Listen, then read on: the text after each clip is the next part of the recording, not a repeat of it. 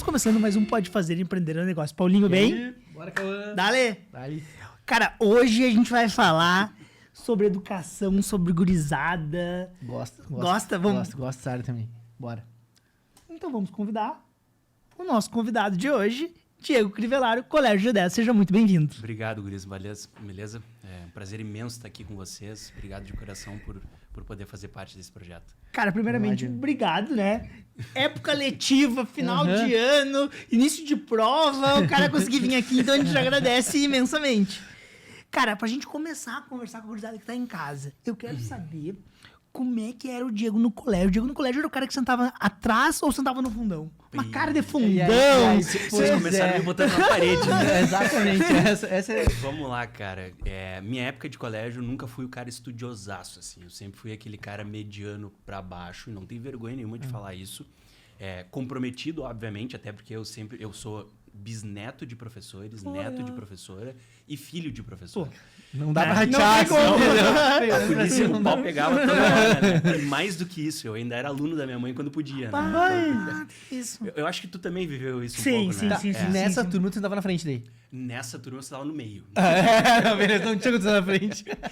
Cara, mas assim, aquela época de escola é uma época que tu tá te descobrindo muito, né? Então eu era muito mais acanhado, assim, sempre fui muito mais reservado. Então eu gostava de ficar do meio para trás. A época que tu vai te desenvolvendo mesmo para sentar na frente é época de faculdade. Aí sim, tu quer estar ali, quer prestar atenção, tá engajado e vai indo. Mas na época ali eu era um pouco mais para trás. Cara, e aí assim, ó, o Diego, beleza, faz ali o ensino médio, etc. No terceiro ano pensava em fazer o quê? Vamos lá. Novembro, dezembro, terceiro ano, tô me formando. Pra onde é que eu vou? Vou dar um passo atrás para conseguir me conectar nessa história, tá? E entrar um pouco no projeto de vocês. Eu me criei dentro de sala de aula, certo? Minha mãe dá aula há 1000 anos e ela entrou em sala de aula por um Dona acaso. Denise maravilhosa. Dona Denise maravilhosa, exatamente. A minha mãe entrou dentro de sala de aula com uma brecha. Minha avó dava aula, minha avó saiu de férias, precisavam de alguém, minha mãe falava inglês, botaram ela para dentro de uma sala de aula. E dali ela nunca mais saiu por 34 anos, né? E quando eu nasci literalmente debaixo do mau tempo. Novembro, cara, 26 de novembro, é a época que tá todo mundo finalizando os cursinhos de escolas.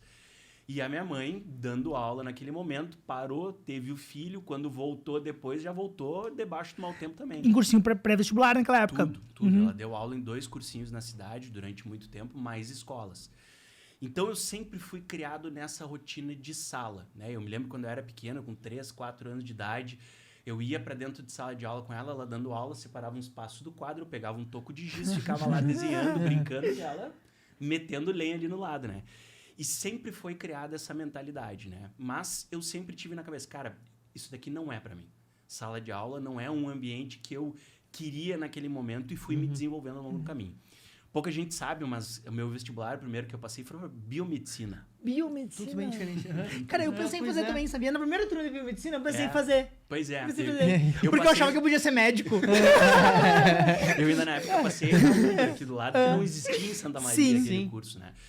E veio todo aquele desafio, cara, o que vai fazer, e os pais conduzindo naquela época, né, uma semântica de pai e mãe, não, tu tem que ir para uma área da medicina, tu tem que ser alguém na vida, sempre como aquele rótulo de que... Ainda mais um filho único, né, Sim, que tinha toda essa... Exato. As fichas estavam todas ali, aquela aposta. Mas o G10, e conectando um pouco das histórias, o G10 foi criado em 2005. Eu fui aluno do G10 nos 2 últimos anos. Mas o G10 antes, tira uma dúvida, que até uma vida que a gente estava uma dúvida que a gente estava na produção. Ele surge como um cursinho pré-vestibular ou ele surge já como um colégio? Ótimo. A história da marca surge em 2002 através de um grupo de pré-vestibular. Que seriam 10 professores. Exato, G10 eu lembro disso. Grupo dos 10. Cara, tinha uns carros adesivados com um rodão preto. Eu lembro que os caras chegaram na cidade, assim, sabe? Era top. E aí se criou o G10 e naquela época eles tinham uma concepção de que, poxa, se dá tão certo tu pegar um adolescente ali para fazer um PACE, né? Que era o que se tinha 6 meses, por que não montar uma escola? Surgiu a escola. A escola foi toda programada em cima do que era a Malhação na época, a novela, né? 100%. Legal, em termos de espaço, em termos de cultura, de linguagem, de proximidade entre aluno e professor. Então, eu cresci no meio daquilo dali. E aí, quando eu saí da escola em 2006, por isso que eu chego nessa conexão, eu passei para biomedicina, mas eu passei com uma sensação de frustração. Tipo, cara, não é o que eu quero da minha vida. E aí eu tenho um padrinho que é publicitário, que ele tinha uma agência na época focada em agronegócio lá em Porto Alegre, que era a Forma D Comunicação. E eu tenho um padrinho, um tio aqui de Santa Maria, que é o da Alto Contraste Comunicação, que é isso o eu Paulo lembro. Crivellaro, Sim. que a gente inclusive estudava nas Sim, histórias da estudava, comunicação de Santa sim. Maria, né? E eu sempre via aquele meio, eu ia para Porto Alegre, meu tio pegava naquela época, os art design eram em papel de manteiga, ele fazia o primeiro croquis, o esboço, e eu olhava para aquilo, cara, que legal. E eu me lembro muito, cara, em 2005 eles venceram uma competição com uma propaganda que era eles pegaram um Transformer e pegaram a Tramontini, que eles atendiam na época, que era uma empresa de implementos agrícolas, e transformaram um Transformer numa colheitadeira da Tramontini. Legal, cara. Não me lembro se era uma colheitadeira ou o que era. E aquela propaganda venceu um prêmio nacional. E eu olhei para aquilo e disse, cara, eu quero isso na minha vida. Que eu achava muito legal tudo que estava acontecendo. Sentei com a minha mãe, primeira pessoa que eu precisava convencer. Eu disse, mãe, não quero fazer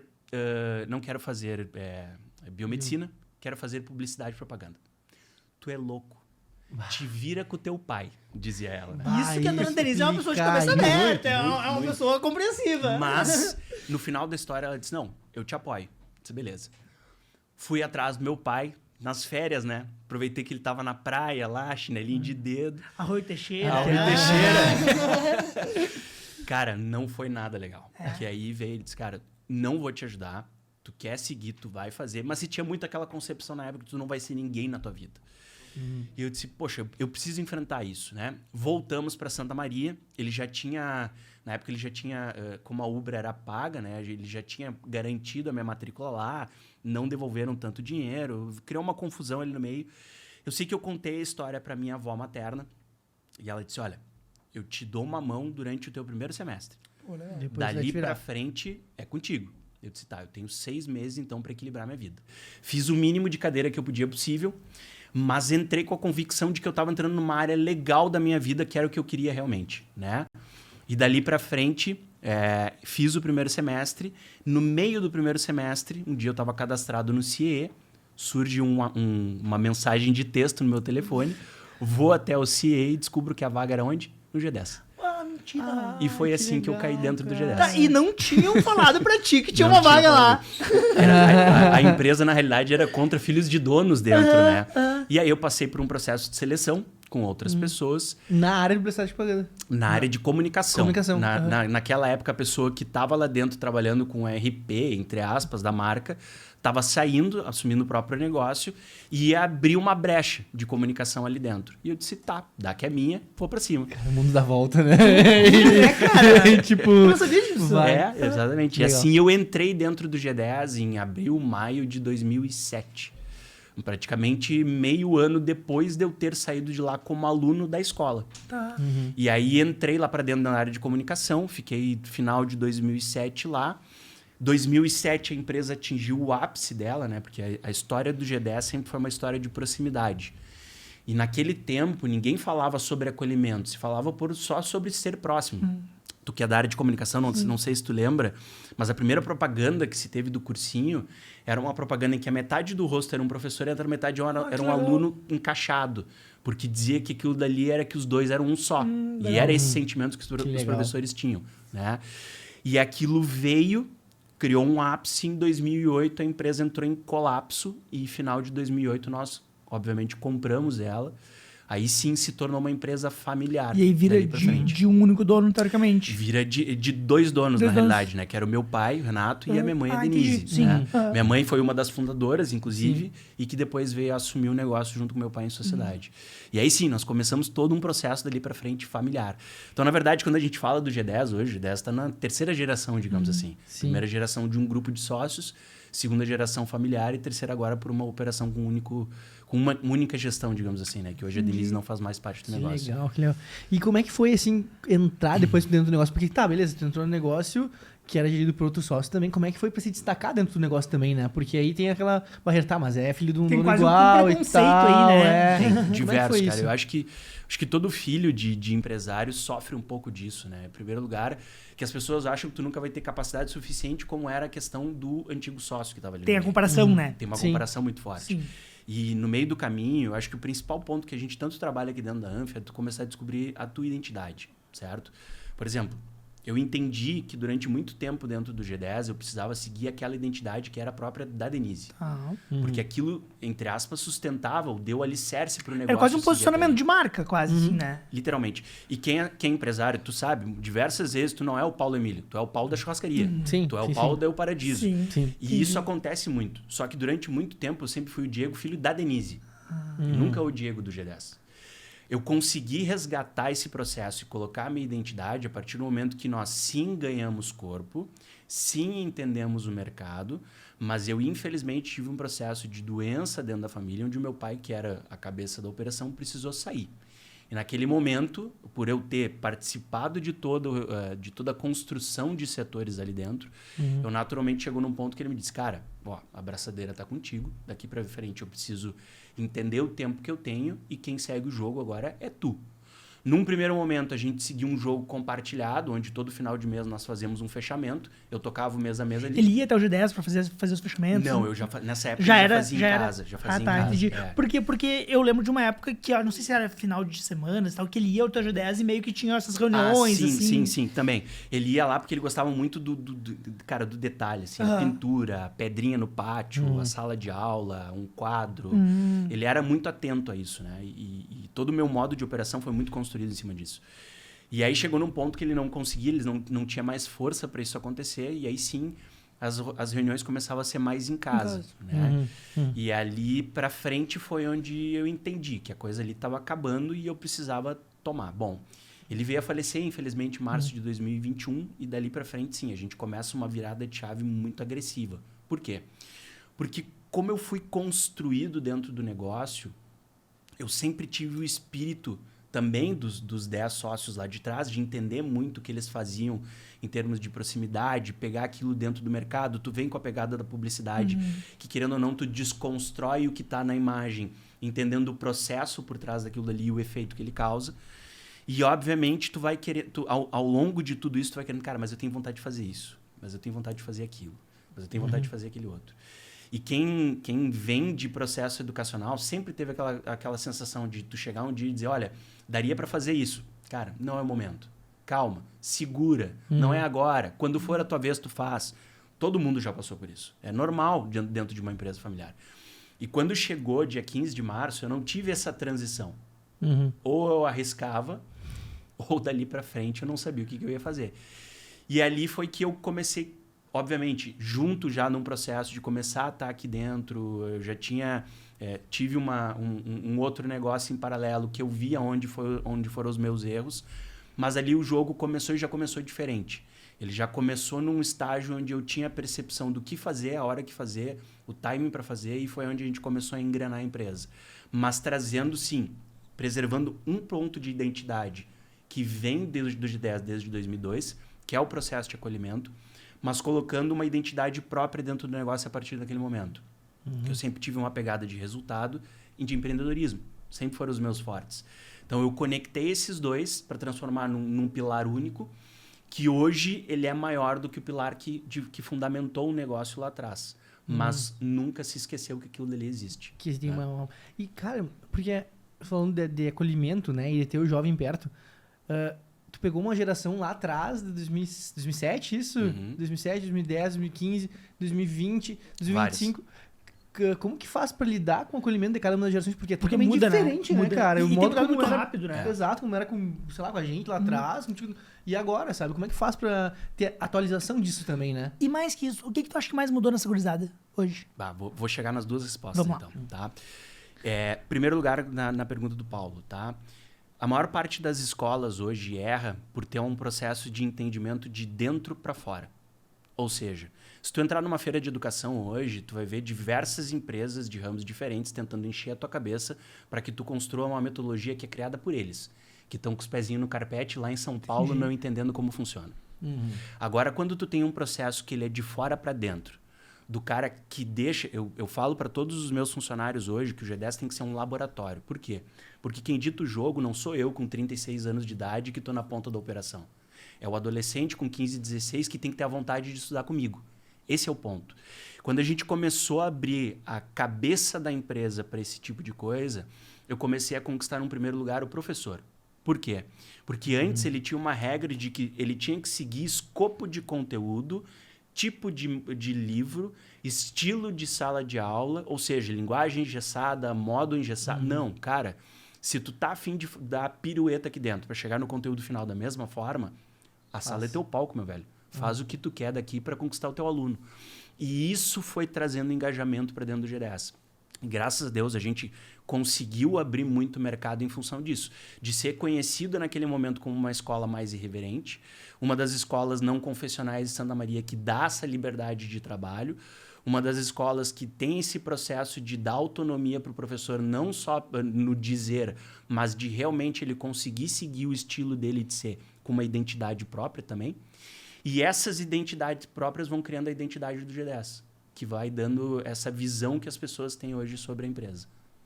Que massa, É, muito massa, né? Porque realmente, porque vai mudar ali, o cliente ele muda, vai mudando de geração e a gente sente isso. A gente vê isso em sala de aula também, aqui no Danf. Então, tu conseguir deixar o livre, isso é fantástico, deixa o livre pro professor. Eu preciso do conteúdo, eles têm que passar, eles têm que ter nota máxima lá e tal. Exato. Mas deixa o professor livre para trabalhar, né? Mas tem um segundo escopo de conteúdo aqui no meio, Paulo, que é o seguinte. A gente está vivendo hoje um cenário de 5 gerações consumindo ao mesmo tempo, certo? Beleza. Eu tenho uma prestação de serviço, tu lá, por exemplo, quem consome, quem paga é o teu cliente final. Sim. Eu trabalho com 2 gerações que têm uma geração de diferença uma da outra consumindo ao mesmo tempo. Porque quem vai fazer a matrícula comigo é o pai. Sim. Geração X. O pagador, teoricamente, né? Quem está dentro de sala de aula, geração alfa. Que por muitas vezes é o decisor de compra também.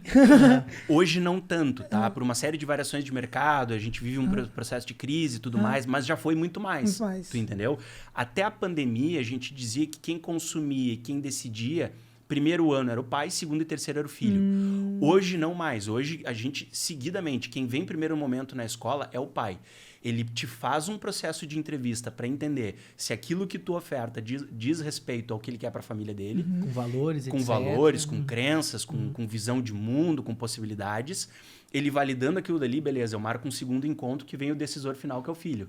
E aí a esposa, às vezes, junto, ou às vezes vem a mãe, depois vem o pai junto. Aí a conversa já é diferente, porque você tem que falar uma outra linguagem. Diferente. Então, o nosso entendimento ao longo desses últimos anos é, primeiramente, a gente precisa entender as cabeças de quem está na ponta da decisão. Quem que é o decisor final hoje? Na escola, o decisor final é o pai ainda. É o pai ainda. É o pai ainda, Isso a gente sente muito no mercado. Mas no dia a dia, quem decide se permanece ou não, o Bauman fala muito sobre a geração da modernidade líquida, né? E isso acontece muito dentro das escolas. Quem decide se ele permanece ou não é o filho. Liga pro pai, não quero mais. Quase isso, né? Vai deixar, a gente entendeu? tenta sempre nessas duas pontas de entendimento, entender muito o que é a cabeça desse adolescente, o que é valor para ele, o que é de diferente, e é uma geração que ela é completamente diferente da nossa. Vocês devem perceber muito isso dentro de sala de aula. Essa gurizada hoje em dia, ela quer a mão na massa, ela quer ter o tato, ela quer... assim como a gente hoje, entre aspas, é protagonista de alguma coisa, eles querem ser protagonistas também, e eles querem entender o percurso, como é que E muito mais rápido, né? Muito mais rápido. E eles querem espelho, isso, né? Acima de tudo, espelho. Quando a gente, de vez em quando, eu pego muito adolescente que chega lá num processo de entrevista, eu achei que eu ia encontrar um cara gordinho aqui dentro. Ainda você tem muito essa visão do diretor, né? E aí tu começa a ser espelho, tu começa a andar diferente, tu pode andar com uma manga curta, o cara vê que tu é tatuado e ele também é, então já é uma coisa que cria uma conexão. Cara, isso é muito legal, né? Essa conexão é quando a pessoa realmente consegue entender que vocês falariam a mesma língua, né? Que vocês têm essa reciprocidade, né? E isso é algo que não se encontrava antigamente, né? E eu acho que é uma das principais alterações que tem, porque é o que a gurizada quer. Exatamente. Eles querem um lugar que seja não rotulado, né? Porque a partir do momento que a gente entende hoje que essa geração que está diante dos nossos olhos, eles têm muito problema com sempre o próximo, uma geração muito ansiosa, muito intensa, muito da troca. Eles precisam de algo que ajude eles a simplesmente se destacar. Vamos sair dessa zona que a gente está de autocomparação e de ansiedade e me ajuda a chegar num pedestal onde eu tenho o meu próprio espaço. Beleza. Se tu vai conectar aquilo através de um abraço, de uma fala, de um comprometimento, de um modo de operação, aí é outra história. Cada um depende de um lugar diferente, mas o que eles querem é aquilo dali. Pô, massa demais. Legal, né? Cara, e olha só, é visto a cultura que o G10 trabalha, a forma de atuação. Como que tu faz hoje, que o G10 já tem um tamanho muito considerável, para passar isso para quem vai trabalhar contigo? Como que é feita essa... Parece um pouco antagônico o que eu vou dizer, tá? Mas assim, cara, um dos primeiros pilares que eu entendi dentro do G10, quando eu assumi 100% da empresa, era o seguinte: reunião pedagógica tem que falar mais sobre mercado e menos sobre pedagogia. Por quê? O meu professor hoje, ele dá aula em pelo menos 3 escolas diferentes. Esse cara, ele tá cansado de escutar o beabá que ele aprende na faculdade de outra pessoa. Ou seja, eu ia ser mais um buzinando os ouvidos dele e dando regra para ele construir dentro de sala de aula. Quando a gente começa a abrir a cabeça desse cara, dando mercado para ele, primeiro momento, entendimento de quem é o aluno que está ali dentro, como é que esse cara se comporta, o que é importante para ele, como é que ele enxerga a visão do professor na cabeça dele, como é que ele enxerga a visão do pai na cabeça dele. Porque o processo de educação, ele é um processo muito de confiança, tu entendeu? O cara te enxerga como o valor futuro que ele quer chegar. E aí tu dá essa possibilidade, essa abertura de porta para ele naturalmente começa a te enxergar de um jeito diferente, certo? E aí tu vai construindo o teu time, né? Segundo ponto que para mim foi extremamente importante. A gente, naquele momento, tinha professores que não conversavam com o olhar digital e, ao mesmo tempo, eram muito engessados. E aí tu trazer gente nova para dentro do time, sabe? Gente de 23, 24, 25 anos. Claro, tu não tem a mesma verticalidade de conteúdo, mas tu ganha em criatividade com esse cara. E aí tu vai compondo. Caíto Maia fala muito da questão do todo mundo hoje faz o feijão com arroz, certo? Praticamente a maior parte dos produtos existem a reveria dentro do mercado. Mas qual é a pimenta que tu coloca ali no meio? E aí a gente foi entendendo que essa pimenta ela era um pouco por dia em cada canto que se tinha dentro do G10. Processo, corta processo, torna o processo menos burocrático. Reunião de pai, não é aquela coisa que tu chega dentro da sala de aula, é uma mesinha escrito matemática. Cara, é uma roda de conversa, chimarrão rolando, os professores ali no meio. Prepara o teu professor antes. Tu não vai entrar numa reunião de pais, por mais que o Cauã esteja mal, dizendo assim, o Cauã tá rodado. Não, porra, que isso? Perdão a expressão, desculpa. Mas, cara, Cauã é um aluno como qualquer outro, tu entendeu? Ele tem possibilidade. E muito mais, essa geração, se tu ganhar ela no psicológico, a gente não tem ideia do que eles tracionam, cara. É muito mais. Falta para eles, às vezes, só confiança. E aí o que eu brinco lá dentro da escola, a gente precisa soltar o cinto, gurizada. Solta o cinto que eles evoluem. Agora, se tu apertar mais o cinto, aí espana. Entendeu? Então, foram vários encaixes, não foi um só. Foram diversas percepções do que eu tinha, do que eu passei. Obviamente, a gente passa no dia a dia, mas também entendendo outras visões de mundo, né? Que a gente vai tendo e agora eu queria ir por aí, mais ou menos. Cara, imagina a quantidade de gurizada que passa ali. Deve ter passado alguns perrengues também com essas gurizadas, né? Conta uma coisinha pra nós aí. Vamos essa parte que eu quero. Não, cara, já teve. Nós já tivemos... já pegamos um aluno que mentia pro pai e pra mãe e contava dentro da escola. Nós já pegamos casos de gente que precisou da escola porque tinha uma religião muito forte, não conseguia contar pro Mike que tinha uma namorada, cara, e a escola fez o meio de campo. Cara, já pegamos casos de casal homoafetivo que não, e o pai era militar, por exemplo, e a gente fez um processo de condução.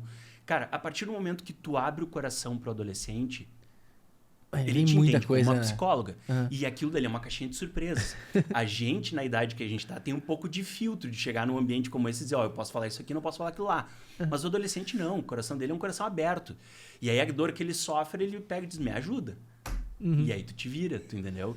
E já aconteceu, na época da minha mãe, ela tinha uma facilidade muito grande com isso. Eu ia dizer, parece que eu vejo as pessoas chegando nessa linha da dona Denise lá, viu, me ajuda. A gente chegou uma época dentro do G10 que a gente brincava que era a sala do mimimi, né? Pra se conectar com eles. E aí, literalmente, aquilo lá era um espaço aberto, assim.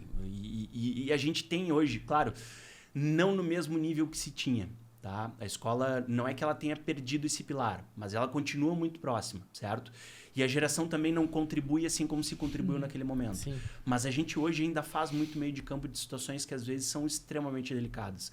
E eu entendo que esse é o papel da escola também, sabe? É um espaço aberto, onde às vezes tu não tem uma confiança de lá, tu precisa te dedicar, porque senão em algum lugar vai E arrebentar. até por muitas vezes as pessoas convivem mais na escola do que até mesmo com os próprios pais em casa. Um terço do dia é com a gente, Pois né? é, eu ia dizer, entende? Pois é. Na correria do dia a dia, às vezes os pais chegam em casa, o filho tá dormindo já, né? Então, tipo, a escola tem esse papel quase Se que tu de for né? pensar, esse ano vão ser 213 dias que eu passei com os meus alunos. Pô, imagina. Sim, imagina, mais tempo, ficou Cara, mas tem colando no uma- lápis, mais... 165, É mais tempo do que eles ficam com os amigos, é mais tempo do que tudo, entende? É. Então, é uma... Acaba sendo um espaço aberto. A escola tem que ser um lugar hoje que o cara se sinta bem. Esse é o ponto. Uhum. Né? Sim. Até porque, teoricamente, conteúdo em si, as escolas fornecem. Né? Umas mais, outras menos, etc. Mas eu acho que esses diferenciais, principalmente no que relaciona a aquilo que os jovens querem realmente, Uhum. né? Essa atenção, essa proximidade. Entender o cliente, né? Ver a escola também como um pilar que se ele em casa não conseguiu se encontrar para resolver, a escola vai auxiliar e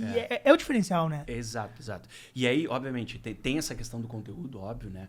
Mas os projetos que envolvem a escola fora o conteúdo também fazem parte desse processo de escolha. E, cara, como que funciona a rotina do Diego pra conseguir manter a cabeça, Bah. entendeu? Porque, Pra entendeu? não virar o tio gordinho. Entendeu? Exatamente. Pra não virar Pra o virar diretor lá Diego de óculos, cabeça xadrez. assim. Como é que faz, Diego? Qual rotina que tu usa? O que que tu faz assim que tu vê, tipo, isso aqui me ajuda... Cara, hoje a minha rotina é meio insana, tá? Se eu fosse falar há 5, 6 anos atrás, eu tinha uma rotina um pouco mais tranquila do que se tem hoje. Ó. Sei, aconteceu. Ele virou pai. Minha filha Helena. Legal. Mas, assim, cara, tem que cuidar da cabeça, em primeiro lugar. Eu acho que a gente fala muito aqui sobre os miricismos que se tem e o estilo de vida, que são duas coisas que se complementam, né? Pra mim, o meu estilo de vida hoje, ele precisa merecer estar aqui dentro. E aí eu falo do projeto da Anfi, porque aqui é o lugar onde eu me ressignifico muito, sabe? É onde eu sento na cadeira do aprendizado ali, entendo onde eu tô errando, onde eu preciso consertar o meu dia a dia, o meu modo de ser, para daí sim voltar depois e pau na máquina e conseguir fazer acontecer. Mas a rotina, ela é... Cara, eu vivo dentro da escola 12 a 15 horas por dia, todos os dias, né? O restante do tempo, às vezes sobra um tempo para ir buscar a filha na escola, não vai, tá final de semana em casa e ao mesmo tempo trabalhando. Mas é um processo que eu entendo que é uma fase de construção em que eu tô me desenvolvendo e aprendendo muito, todos os dias, né? E aí é aquele momento que tu tem para dar um gasto, vai no all-in da tua vida, para conseguir fazer ela rodar do jeito que tu quer, né? Cara, e assim, ó, a gente brinca, né? Porque o empresário ele não precisa trabalhar, o empresário ele né? capaz. Ele é o dono, né? Cara, esses dias era feriado e eu passo pelo G10 e eu vejo Diego, feriado, escola fechada, Diego em cima de uma escada, mexendo na coisa lá. Eu cheguei a parar e falei, cara, o que tá acontecendo aqui? Mas mostra também, Diego, quando a gente fala do próprio mericismo, etc., de cara, aquilo ali faz parte da tua vida, aquilo ali é teu também, e tu tem que ter um cuidado pelo aquilo, né? Exato, exato. Hoje de manhã a gente tava com o pessoal, a gente vai refazer 3, 4 salas lá e colocar móveis e tudo mais, e a gente tava falando sobre isso. Se eu não me sinto bem aqui dentro, o tempo que eu tô aqui, cara, essa empresa não vai evoluir. E assim tem que ser com as pessoas que estão lá, entendeu? Então a gente tem que tentar, no máximo possível de consciência que nós temos e também de resultado. Porque um dos rótulos que a gente precisa quebrar, a área da educação não pode trazer resultado. Cara, é uma empresa, tu entendeu? Isso aqui, no final das contas, na última linha, tem que fechar no positivo. Porque todo mundo depende disso aqui, né? Então, a gente tenta tornar o projeto visando resultado em todos os momentos. E para isso tem que trazer benefício também. Tem que ser um lugar legal, tem que ser um lugar bacana, enfim. Cara, e me diz uma Legal. coisa. Só voltando lá. Pensando nas gerações, qual é a principal diferença que tu vê na gurizada que vinha antigamente do que vem agora? E depois eu quero continuar nessa linha ainda, mas eu queria essa antes, que é uma dúvida que a gente tem como professor ainda, porque a gente tá vendo que tá alterando, mas como... A gente encontra, mas não tem como lidar com isso, né? E mais que isso, a gente vê que altera, mas muitas vezes a gente não sabe o que tá acontecendo, entende? Sim. Vamos lá. O que eu mais enxergo da dificuldade de ser gurizado? O tempo das coisas. Show. Por a gente entrar num processo de toda hora bota pra cima e todo o mecanismo que se tem por trás das redes sociais hoje, é uma geração que perdeu muito a verticalidade do eu. Então, eles não sabem passar um tempo sozinho, um tempo esperando, um tempo estudando, um tempo lendo. As principais pesquisas hoje nos diz que o tempo médio de concentração desses adolescentes é em torno de 20 minutos. Pô.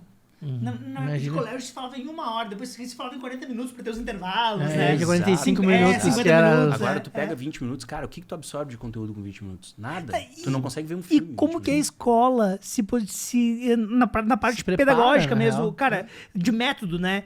Faz 20 minutos de aula, dá um tempo, como Não, que faz? não, nesse processo não se toca, tá? Mas eu digo, mas o próprio professor tem que entender isso. Aí entra o pulo do gato, Cacá. Hoje, com a gente entendendo que o G10 é um laboratório vivo, a gente brinca lá dentro internamente nos nossos processos que a gente tem uma escola viva. O que é uma escola viva? É uma escola onde, na sua maior parte do tempo, tu tenta dar gás o suficiente para o professor sair de sala de aula. Ou seja, o jeito que os meus alunos tentam aprender hoje, não digo tentam, né? Mas é porque a gente vai lá num processo todos os dias, é com a mão na massa. Poxa, se eu posso dar uma aula de biologia num quadro, numa sala de aula, e essa aula eu posso pegar um coração de vaca e botar dentro do laboratório, vai pro laboratório, velho. Ah, que legal. Porque aquilo dali na cabeça do adolescente, quando a gente fala sobre o duplo aprendizado, que é o processo de primeiro entender o teórico, depois replicar no prático, naturalmente ele já sai na frente. Ele vai chegar pra mãe em casa, a mãe tá cortando lá o negócio, ele vai pegar aquilo dele e diz, mãe, aprendi isso aqui. Ponto. Essa aqui é a veia tal do coração. Não essa é decorado, aqui, é Exato. aprendido Exato. realmente, né? Tu viveu Exato. aquilo É, na viveu. prática, né? A nossa pegada das mini empresas hoje, ela veio muito sobre isso. Poxa, nós tivemos uma mudança dentro do ensino, que veio o novo ensino médio, certo? O que é o novo ensino médio? Se tinha a formação geral básica, era um mínimo de conteúdo de cultura que se precisava ter, tu uma hora para outra enfiamos um braço direito a mais, que aumentou a carga horária, aumentou o número de disciplinas, uma série de coisas. Cara, vamos transformar esse limão numa limonada. Como? Se o principal objetivo desse braço é tu transformar algo prático, vamos pegar coisas que se tem hoje diante de pesquisa, que essa gurizada gosta, e vamos entregar isso de um outro jeito para eles. Lá atrás a gente pegou e fez uma pesquisa, a maior parte das pessoas queria a área da saúde e a área de negócios. Estava começando a se fomentar num período pós-pandemia muito do empreendedorismo, né? Que é um dos pilares da geração alfa. Naturalmente, a gente conectou essas duas áreas e construímos projetos de mini empresa. Então, nós pegamos conteúdos de química e de biologia hoje, transformamos em produtos, mas eles nada estão tendo um reforço do conteúdo que eles viram dentro de sala de aula. Produzimos sabonete, aromatizante, álcool em gel, sabonete líquido, escaldapé, enfim, uma gama de produtos. Mas é o mesmo que está no quadro. Tá, e aí, como que funciona? Legal essa parte, Muito porque massa. a gente puxa muito. Na própria Anf, aqui no curso de administração, a gente tem uma referência mista, a galera vem, bota na prática e a gente tira muita coisa. Primeiro semestre. Cara, fala um pouco mais, como que funciona, é os alunos mesmo que botam a mão na massa, produção, Sempre. eles pensam no financeiro, como vender, como é que... Tudo. É um projeto que está em estruturação e eu tenho a honra de agradecer a um dos autores desse projeto. Há 3 anos atrás, poucos sabem, mas eu convidei ele e ele me disse, eu te ajudo a estruturar, não consigo assumir, mas vou contigo até isso engajar. E engajou. Pô, que Então, massa. se nós hoje podemos Pô, falar show. isso, é por Que alegria. responsabilidade também. E honra a isso que tu fez por a gente. Mas lá atrás, qual era a ideia que se tinha, Paulo? A gente estava atravessando 2 tipos de geração. O período final da adolescência, a gente entende cognitivamente o quê? Cara, entre os 12 e os 15 anos de idade, a gente começa um processo de autonomia psicológica em que os pais começam a confiar na gente e o que acontece? Tu abre a porta de casa como pai e diz, velho, vai conquistar o mundo. E aí, quando o guri tá saindo pela porta, acontece a pandemia, pega pelo braço, soca na frente de uma tela de computador. Aquilo dali muda o modo de comportamento de todo mundo, certo? Começa os efeitos de comparação, tudo mais. Naquele momento, tudo que a gente não conseguia era ter contato físico e prática. Quando sai depois do processo de pandemia, para os professores, que eram pessoas já dentro do mercado de trabalho, 12/8. Minha vida continuou como se nada tivesse acontecido.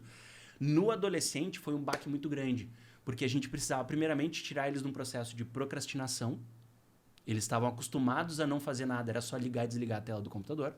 Num segundo momento, eles precisavam entrar num processo de convivência, ou seja, reaprender a conviver com pessoas e a compartilhar aqueles meios ali. E a partir disso é que se vem com o projeto de mini empresa. Porque o quê? A mini empresa nada mais é do que tu dar o tempo das coisas, tu começar a construir criatividade, tu trabalhar em equipe, tu entender os setores, ou seja, é toda uma lógica que a gente vive no dia a dia e que isso gera um resultado não a valor presente. Porque ali, às vezes, eles não entendem tudo o que está acontecendo ainda. Mas eu tenho certeza que eu já largo alguém diferente no mercado depois. Um passo à frente do que muitos outros. Cara, é muito interessante isso, tu entender porque essa geração pegou pandemia em um processo de formação. Uhum. Que é diferente da gente que pegou já no processo, pô, já tava, teoricamente, claro que a Estruturado gente e tá tal, sempre mas mesmo aprendendo, assim. obviamente, mas já tinha uma estruturação maior. Então, eles tiveram meio que uma quebra ali que, com certeza, bagunçou um pouco a cabeça, né? Muito, né? Muito. Entende? Então, cara, é muito legal entender Massa. de quem realmente estuda isso, né? De quem vive na prática isso, né? E a nossa lógica, óbvio, isso a gente almeja num futuro, é sim chegar num hub como se tem aqui hoje, de tu poder incubar uma empresa durante um tempo e que ela depois receba um processo de aceleração fora da Pô, que escola legal. e tenha vida, Massa. entendeu? Mas a gente já tem, cara, a gente já contaminou pessoas dentro do G10. Eu tenho alunos que já têm a sua própria loja de camiseta e vende online. Legal. Tem uma menina que, inclusive, vai ser aluna de vocês no ano que vem, que ela pediu de 15 anos um estúdio de beleza dentro do quarto dela. que E assim tu legal, vai indo. cara, imagina. Tu vai fomentando. Não, eles vão crescendo também, né? São sementes, Cara, aquela coisa, planta semente Exato. do empreendedorismo Exato. na galera. E quem quer vai, daqui a pouco tem, né? Exato, exato. Várias diversas áreas. Paulo, antes da gente começar o bate-bola, Ah. só quero mais uma. Cara, daqui a 10 anos o G10 vai estar onde? Vamos lá, Cacá. Aqui a gente pode dividir 2 cenários, Dá-lhe. tá? Um primeiro cenário que eu acho que é um cenário que ele é possível, mas hoje ele não é viável, certo? A educação, ela precisa de um redesenho, cara. E aí eu falo, se a gente pudesse desligar o microfone aqui e falar de bastidor, mas é algo que eu gostaria de impactar mais as pessoas. A educação, ela precisa de um redesenho. A gente vive sentado hoje numa formação geral básica que ela traz pouco sobre isso que a gente vive no dia a dia e a gente não está preparando os adolescentes como eles precisam ser preparados para enfrentar o mercado de trabalho depois. Processo de resistência, de sair de uma rotina, de criar seu próprio desenvolvimento, de querer buscar mais. Cara, a gente cria qual é o porquê que a escola foi criada, o porquê que se tem uma sala de aula. Porque a gente ensinava pessoas a apertar porca e parafuso do mesmo jeito. E eu não tenho como ter essa mesma mentalidade em 2026. Então, eu acho que se a gente conseguir criar uma escola empreendedora, e aí falo de um projeto completamente diferente do que se tem no mercado hoje, esse é um dos objetivos. Mas isso depende de uma série de coisas no meio do caminho que hoje eu não tenho força o suficiente para fazer. Num segundo momento, cara, aonde o G10 vai estar, o G10, se Deus quiser, ele tem mais um braço para abrir nos próximos anos e que é algo que muita gente fala assim, e costura, e que era uma ideia que ela criou uma sementinha dentro do coração, mas ela não tinha tempo ainda para isso e agora eu acho que ela já está maturada o suficiente para sair do lugar. Então... Mas ele não vai nos contar, tu viu, né? Tudo bem. Dei uma dica, mas no momento ela é que eu também não posso depositar uma expectativa Pô, certo. Tá tudo sobre certo, algo tudo futuro, certo. entendeu? Certo. Mas é algo que tá para acontecer. A ação bem feita tem um segredo por É, trás. não. Tem que manter o segredo que funciona, né? Isso é uma regrinha. Vamos, Bora. eu gosto dessa. Cara, assim, ó. Como eu te conheço, eu vou começar muito leve, assim, pra ser uma pessoa querida, entendeu? Pô, o cara veio numa terça-feira, de tarde aqui, não vamos judiar de chegada, né? Não, vamos light. Cara, café ou chimarrão? Café. Café, dá. Matemática ou história? Putz, nenhum outro. Nenhum. Qual que tu menos gosta é que tu mais gosta? Nada contra os professores, Cara, tudo bem. certo. Vamos lá, visão de empresário. Hoje eu dependo muito da matemática. 100% do meu tempo eu dependo da matemática. Até porque eu sou um cara extremamente racional e todo o processo de decisão é em números. Mas na época da escola eu era muito mais da história. Cara, aula teórica ou aula prática? Aula prática. Poxa, isso ele já Já deixou claro, deixou né? bem. 100%. Aqui também, mas vamos lá. Ensino tradicional ou educação disruptiva? Disruptivo. Cara, prova ou projeto? Projeto. Sério? Projeto. Vou ter que mudar. Porque eu gosto de fazer uma prova. Pensa no seguinte, ó. Pensa no seguinte. A tua prova, tu vai medir o teu aluno por certo ou errado Tá. num ambiente em que ele tá por pressão e competindo com outras pessoas. Boa. Quando tu cria um projeto, tu vai estar fomentando esse aluno a ele botar as habilidades dele para fora, tu vai estar estimulando a criatividade dele, tu vai estar colocando ele frente a frente, às vezes, com o mercado de trabalho e dando possibilidade dele se reinventar em todos os momentos. Projeto. Isso, vou fazer projeto e uma prova. Olha aí, galera. O Diego salvou a prova de vocês no final do G2 aí. Vai ter uma prova valendo 5, um projeto valendo 5. Tá bom, então. é isso aí. Legal. Pro Diego, que era lá do colégio, Diego Certo. antigo, lá de trás. Melhor hora do colégio, intervalo ou a sala de aula? Puxa vida, cara. Lá de trás. Lá atrás, cara, e eu vou explicar o porquê. Por que eu queria responder o tempo todo, tá? Quando eu entrei no G10 em 2005 e 2006, eu peguei o primeiro time de professores e lembra no início da entrevista que eu falei sobre a propaganda que era lado a lado? Cara, a sala de aula era tão divertido quanto a hora do intervalo. Tu entendeu? E eu acho que aquele resgate era o que me dá a essência hoje de chegar e dizer, poxa, era os dois. Ah, Massa. Cara, um professor que mais te marcou? Marcelo Corrêa. É? Professor de física. Isso. Além, obviamente, da minha mãe, que ela vem do inglês, né? E eu acho que é chover no molhado, dizer ela. Mas o Marcelão era um cara que ele tinha uma linguagem muito doce. Ele era tinha um cabelinho comprido, né? Eu lembro dele. Exatamente. Ele até hoje dá aula, inclusive, ele dá aula Chapecó e tudo mais. E, pô, foi um cara que me tocou muito durante a minha vida. Pô, que massa. Que legal. Eu brincava que ele era um pai pra mim. Massa. Um erro que te ensinou muito. Cara, foram alguns. Mas talvez... A gente erra muito, principalmente quando a gente assume um negócio, tá? E quando tu depende muito de outras pessoas, tu chegar tentando impor a tua identidade num primeiro momento te faz tu tomar vários tombos. E não tem um em específico, mas aquela zona até eu aprender que eu tinha uma identidade sim, mas eu precisava das pessoas para complementar aquilo que eu tinha em relação à estrutura estratégica do negócio. Esse aí foi o pior momento. Pô, massa demais. Um valor que não se negocia no G10. Verdade. Educação é? Tudo. E um sonho que ainda quer realizar como G10?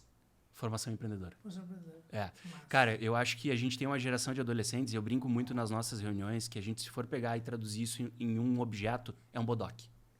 Por que um bodoque, cara? Bodoque, tu tem o pauzinho lá e tu tem o elástico.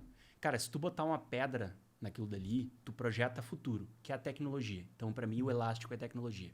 Agora, se tu não tem uma sustentação de pilar forte, que é o bodoque, que é o ser ali no meio, não vai adiantar nada. Vai quebrar, vai jogar perto, não vai movimentar. Então, quando tu tem uma estruturação forte ali no meio, dando a tecnologia na mão deles, cara, voa. Cara, é real, né? Nunca tinha pensado como isso. Eu não sei se Nossa, a verdade sabe o que é bodoque. Mas... Old school. Estilingue. Na próxima aula de vocês sentam com o bodoque na mão. Joga no Google. Que legal. Cara, e agora, pra nós finalizar, tem uma pergunta que eu sempre fazia o seguinte. A sempre pergunta que eu faço é assim, ó. Se tu pudesse falar com o Diego de 10 anos atrás, eu vou falar diferente. Se tu pudesse, e tu vai poder, com que a Helena veja esse vídeo, quando ela tiver mais maturidade pra isso, o que tu falaria pra ela sobre o pai dela? Bem, Aquela câmera lá, ó. Essa aí que tu não esperava. essa eu não esperava. Puxa, cara... Porque ela vai ver, entendeu? Isso que é massa. Isso é legal pra caramba. E a Helena, pra mim, é um laboratório vivo, né? Todos os dias. Mas vamos lá. Em primeiro lugar, chegou a tremer a voz, senão você faz. Pô, vamos lá, desconcertou aqui um pouquinho. Voltando. Primeiro lugar, cara, vive. Vive sem rótulos, sem amarra, vive sem te colocar regra pra nada, vive. Eu acho que quanto mais tu te descobre todos os dias, mais quem ganha somos nós. E aí eu falo isso, inclusive, pros pais da escola lá, que chegam, meu filho tá mal em matemática, mal em física, mal em geografia. Cara, deixa, vai indo. Vai cerceando só, dando chão pra ele pisar, mas deixa que ele vá construindo. E eu acho que o que eu falo, eu chego no ponto que eu gostaria de dizer é o seguinte: vive, mas tenha coragem. E esse é o ponto. Porque eu acho que muitas vezes, quando a gente chega no primeiro pilar de dor, a gente desiste, sabe? E muitas vezes eu desisti lá atrás, em alguns pontos, e que hoje eu tenho coragem suficiente de chegar, olhar para isso, botar o dedo, voltar e refazer. Então, se eu puder falar para Helena, cara, vai, vive com coragem, mas te entrega intensamente, aprende com absolutamente tudo, que é para tu não errar lá na frente, mas te deixa aprender. Porque vai errar, é normal do processo errar. Então, vive. Cara, antes de nós acabar, eu preciso fazer uma justiça aqui. A gente falou da Helena, a gente falou da dona Denise, mas a gente não falou da Isa, cara. Então, assim, ó, por favor, manda um beijo, um abraço pra Isa ali. A Isa, pra mim, hoje, nos últimos 4 anos, é quem me dá força todos os dias, cara. Não tem como. Eu não estaria aqui se eu não tivesse alguém que todos os dias vai lá e, levanta, bora, caiu, tá tudo certo, bola pra frente. E a gente é muito cúmplice um do outro, né? Então é força que consegue fazer os dois crescer em conjunto. Cara, com certeza essa ela vai olhar e vai comentar, hein? Vai comentar também. Cara, mas é muito legal, porque assim, ó, como eu conheci o Diego, eu conheci a Isa também. Sabe quando aquelas pessoas, quando se encontram, tu pensa assim... Se complementa. Sabe? Tipo, sabe o Romeu e a Julieta, o legal. queijo gravado? E eu pensei, Que massa. cara, e realmente, sabe, é muito visto isso, sabe? E sabe, só pra gente fechar aqui, sabe quando eu vejo isso? Quando eles vêm pro MBA e eles trazem a Helena junto naquele processo de formação, assim, ó, tipo assim, ó, somos pais, somos mãe, mas somos pessoas que têm que buscar crescer, evoluir juntos, e isso não é uma desculpa, ou não é algo pra gente não querer o melhor pra nós, até mesmo porque a gente tá buscando o melhor pra ela também. Exato. E é muito legal ver eles trazendo na própria aula, etc. E, cara, quanto mais a legal. gente vive isso, a Helena mais feliz é. Isso a gente tem certeza absoluta. Porque uma coisa é tu chegar em casa frustrado um dia de noite, cansado e tudo mais. Agora, tu viver assim, teu filho vai sentir, naturalmente. E quando a gente traz ela pra cá, cara, ela corre aqui no meio, ela vai almoçar com a gente no Di Paolo. No início do MBA, a gente vinha e ela botava lá dentro de sala de aula.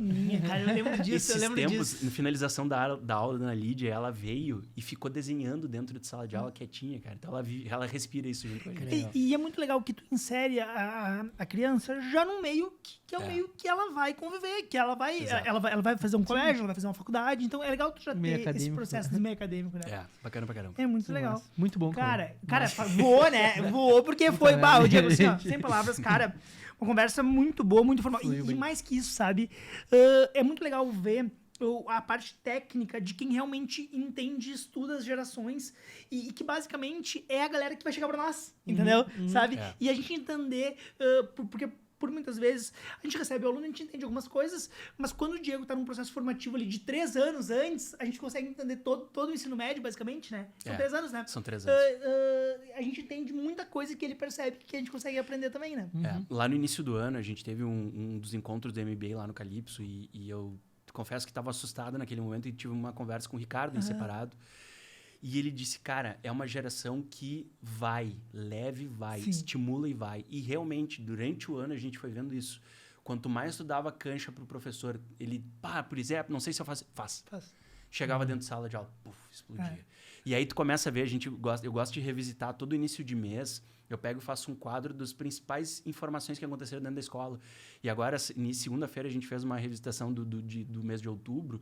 Cara, faltava espaço para tanta ação que a gente fez e que às vezes a gente não se dá conta só nesse estímulo da gurizada vir junto, sabe? Então é bem legal. É uma geração, quanto mais cancha vocês derem para eles, eles vão voar longe. Show de bola.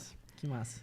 Diego, Muito bom. sem palavras, cara, obrigado. A gente sabe a Aprendemos loucura um que é a tua agenda, a gente sabe que ter tirado do colégio num dia de semana é complicado, ainda mais se deslocar até o Recanto. Sem palavras, obrigado mesmo. Obrigado por tudo, obrigado por essa conversa.